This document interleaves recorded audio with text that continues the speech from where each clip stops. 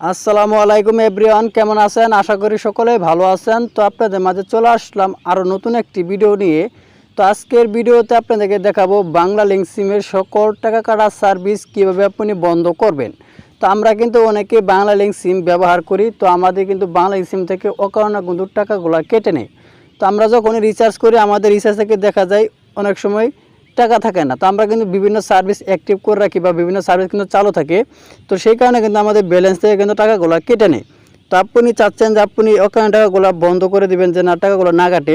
তো কীভাবে এই সার্ভিসটা বন্ধ করবেন তার পুরো প্রসেসটা আজকের এই ভিডিওতে দেখিয়ে দিব।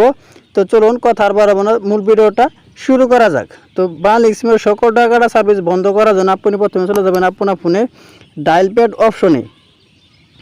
তো আমি আমার ডায়াল প্যাড অপশনে চলে আসলাম। ডায়াল প্যাড অপশনে আসার পর এখানে আপনি দেখতে পাচ্ছেন আমার মোবাইলের সাইডে কিন্তু একটি লেখা আছে, এটা আপনি লিখে সার্চ করে দিবেন বা আপনি এটা কিন্তু স্ক্রিনশট দিয়েও রাখতে পারেন।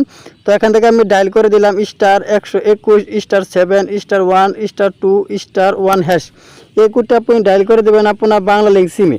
তো আমি আমার বাংলা লিঙ্ক সিমে ডায়াল করে দিলাম।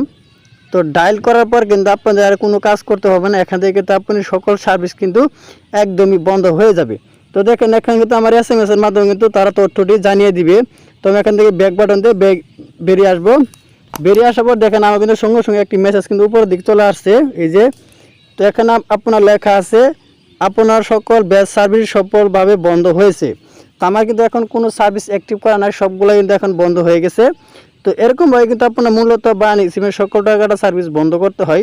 তো ভিডিওটা মনে ক্লিয়ারলি বুঝতে পারছেন। তো ভিডিওটা দেখে যদি উপকার আসে অবশ্যই একটি লাইক করবেন, আর প্লিজ আপনার মূল্যবান মতামত কমেন্ট বক্সে জানিয়ে দিবেন। তো সবাই ভালো থাকুন, সুস্থ থাকুন, খুদা হাফেজ।